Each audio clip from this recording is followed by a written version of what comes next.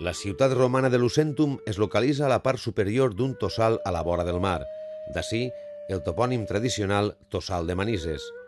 Les dades disponibles en l'actualitat assenyalen l'existència d'una fundació urbana vinculada als interessos cartaginesos en els moments previs a la Segona Guerra Púnica.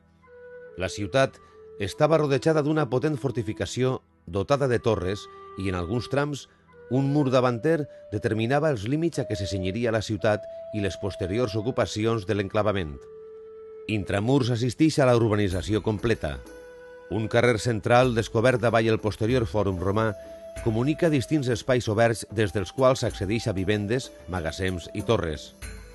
Entre les dotacions urbanes destaquen 3 cisternes d'estil documentat en els jaciments amb presència cartaginesa. Durant les guerres desertoris s'evidencia un nou episodi constructiu en què es reedificaran les muralles, forrant les existents i erigint noves torres de carreu. Coincidint amb l'últim episodi de les guerres civils romanes entre Cèsar i Pompeu, es va completar el sistema defensiu amb la reconstrucció de l'accés pel costat oriental, el de terra. Així es va construir una nova porta que estava defesa per una gran torre i per un bastió. Durant el mandat d'August, la ciutat va adquirir el rang de municipium i va passar a governar-se de forma autònoma amb magistratures i institucions netament romanes, moment en què es va testificar històricament i epigràficament el nom de Lucentum.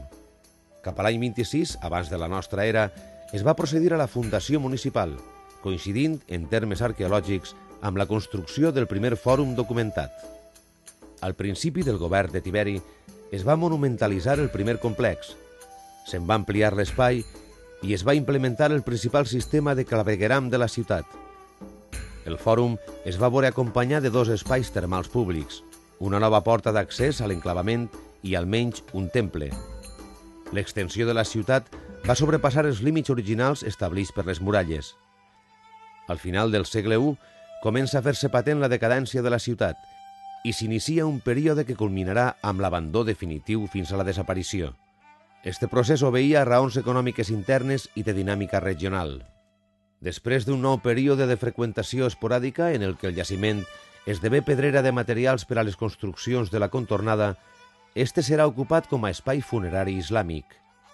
Posteriorment va passar a convertir-se en zona de cultiu, la qual cosa sumiria el Tossal de Manises en un llarg son, del qual despertaria ja en el segle XX.